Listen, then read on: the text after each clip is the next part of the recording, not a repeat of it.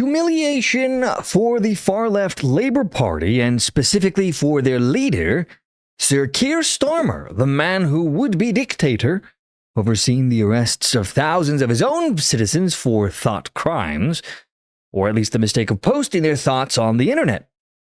He has now seen his party obliterated in yesterday's elections. Take a look at this. What a night. Keir Starmer has got the kind of spanking that you'd expect to see in 50 Shades of Grey. As I speak, Labour has lost more than 1,300 seats, apparently. They have lost Wales for the first time in 100 years. The Labour First Minister in Wales lost her seat. People just didn't like 20-mile-an-hour speed limits, becoming a nation of sanctuary for the third world and terrible healthcare, did they? So there you go. Sunderland's gone.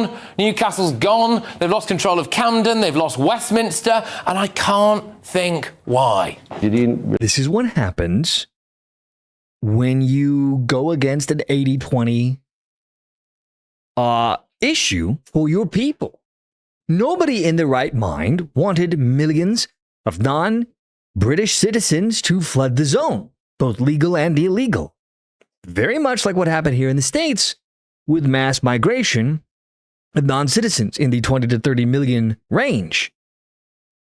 Britain is being flooded with people who do not care about their culture, who do not speak their language, and they bring crime and violence with them. There were a number of issues that people cared about in the UK for this election, but the two big ones were immigration and cultural issues, as well as the speech Nazi stuff that the British police were enforcing. The Reform Party hammered the Labour Party over the insanity of their border, the small boats, the swarms of people coming across, both legal and illegally. And a lot of people saw Starmer's government for what it was. But at the end of the day, it boiled down to immigration and the inability for people to speak out, because the government decided that, you know what? Yeah, we've always kind of let people have quasi-free speech, but we're gonna put a stop to that. If you don't agree with Keir Starmer, you go straight to jail. Keir Starmer and his ridiculous, absurd party saw to it that they treated their citizens as if they were opponents of the brown shirts of the 1920s. Keir Starmer seemed to channel the mad painter's dreams of locking up political opponents, and in doing so, he sowed the seed of his party's destruction. I think back to the mass arrests that happened. 12,000 British citizens were arrested and thrown in jail because they dared to speak out against the racial attacks that were happening all over the UK. They were speaking out against the issue of mass migration, both legal and illegal, and for this they were being arrested. They were arrested for speaking out against the British government during the summer riots of 2024. This was the post-Southport incident where you had the son of an immigrant go and stab a bunch of little girls to death. And anyone who spoke out against this regime, whether to complain about these issues or say maybe didn't like rape gangs, they ended up finding themselves on the long end of the law, thrown in jail because they dared to post about it online. The UK police acted like authoritarian 1984 weirdo thugs. If you had tweets that they thought were insensitive, jokes gone wrong, and of course, protesting was off limits, then they would take you down. And anger over this garbage from these thug-like leaders of the UK clearly resonated with UK citizens from every walk of life. Britain may not have free speech enshrined in its constitution, but perhaps, just maybe, this whole experience will wake them up to the fact that perhaps it needs to be defined, that the government cannot stop you from saying what you want to say just because they don't think it's proper. But of course, what do I know? I'm on the other side of the pond, an American citizen, and for us, freedom of speech is a no ifs, no ands, no buts kind of thing. But from my point of view, I think you must have freedom of speech enshrined in your own laws there to stop future Keir Starmers from wielding their tyranny on their people. I want to give you a little flashback to what it was like living in the UK during Keir Starmer's reigns. Let's just pull up a couple of videos here just to give you a sample. No. Just which Hampshire police would realise how ridiculous this is. It is. Of course, I'm happy to come to this. What did it need to come to? Tell us why you escalated it to this level, because I don't understand. I posted something that he posted. You come to arrest me. You don't arrest him. Why has it come to this? Why am I in cuffs? Because there's something he shared, then I shared. Because someone has been caused, obviously, anxiety based upon your social media post. Oh, that's right. Someone was given anxiety because this guy dared to have an opinion. This gentleman right here dared to have an opinion that didn't go along with the government. So for that, arrested. Here's one of my favorites from that time period. Well, I'll tell you. Okay, the time's 20 to 3, 1440. I'm arresting you on suspicion of improper use of the Electronic Communications Network. And What? 127 of the Communications Act, okay? So you do not have to say anything The Karenocracy is strong with this one. that may harm your defence if you don't mention one question subject to later on in court. Anything you do say may be given evidence. Do you understand that? So I'm actually being You're arrested. going to be arrested, okay? Right, So you and- got to the police station. Right. Okay, this is in relation to some comments that you've made on a Facebook page. Comments made on a Facebook page will land you in jail.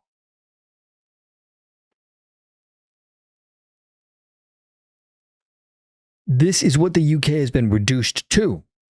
Oh, really? Oh, it's a Facebook crime, is it? Okay. Right. So we need to ask you some questions about that. Right. Have you got anything in your pockets? I got my keys. I got. No, it's made it. I think keys. So, anyone who's been arrested, we can search them under Section 32 of the Police and Evidence Act. Right. And that's for dangerous items.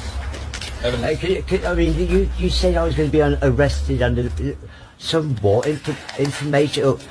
I'm going to be We've had arrested for reports that posting on you've made Facebook. some comments that are offensive, obscene, and people have made a complaint.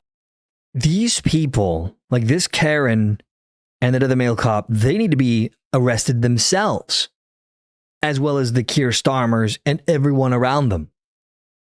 This whole thing is madness. It's retarded. It's stupid. It never should have been, it never, ever, ever should have been allowed. And maybe it seems like the British people are starting to wake up to this fact, which is why you're seeing the bloodbath that we saw About that, and it's yesterday. But this whole thing is out of control. It's utterly insane. And yet it's been tolerated for so long. Now, of course, Keir Starmer is, for now, saying that he is not going to resign. But he is under a lot of pressure to do so. This was from the BBC, who wrote that Sir Keir Starmer has insisted that he will not quit as Prime Minister and plunge the country into chaos, even though he is the man that plunged it into chaos in the first place by being a little mini dictator. Labour has lost power in Wales and in its 27-year rule, etc., which we already heard. So for the Reform Party, which is basically taking power here, they went from essentially non-existent local power to over 1,400 seat gains across the country, as well as 14 councils, which for us Americans who aren't as familiar with UK government structure, think of a council like winning a mayor's office plus gaining city council majority in a bunch of US cities or counties. It's a bit more fragmented and messy from what I understand, but that's essentially the long and the short of it, just to kind of give you an idea for what that means. Now, Reform nationally has gained, I think, a vote share of around 27%. They are ahead of the Tories, who were about 20%. And then the Labour Party has shrunk to about 15 to 18%, somewhere around there. And Farage, of course, is calling this a big step towards obtaining 2029 power, which, mind you, is still a long way away. But this is good for the Reform Party. They are going to get a certain amount of control. But what does this mean as far as relation to what the Reform Party is supposedly running on? So here's how I see it. Okay, let's put it this way. First of all, this is a resounding slap against both establishment parties, the Tories and the Labour. So this means that nationally there's going to be a lot of pressure now on these other two parties to capitulate, at least in part, to what voters want. So there's going to be pressure to these parties to kind of nudge themselves a little bit over towards the reform. And you're already seeing some rhetoric shifting that way. Now, what this should mean is we'll see a little bit more deportations using current tools. And you're going to see some local level wins in this area as well. But for Reform to fulfill their planned full operation Restoring Justice, which is all about identifying, detaining, and deporting all illegal migrants, I don't see this happening at this current juncture. To get that done, they'd need government power, they'd need new laws, they'd need massive new detention centers to expand them anyway. And to get that, they're going to have to make deals. And I don't see them getting any good deals done without compromise, which could be very risky. So most likely they're going to have to wait for that 2029 sweet spot and get a Trump-like character in at the top to get what they want done. And that comes with potential issues because you're talking about 3 years down the road. And that is a very long time to wait. You open the door for potential scandals to happen, for corruption to pop up, because power is seductive. The economy might get really good. People might get comfy again. People tend to have limits on their emotional reservoirs for how angry they're going to stay. So they could find themselves in a situation where they don't really get enough power to get what they want done. So I think time will tell on this. But in the meantime, and at the bare minimum, though, at least Keir Starmer got a good smackdown, which absolutely at bare minimum, this is a good sign for hoping to see freedom return to the UK. But what happens next, though, honestly, is anyone's guess.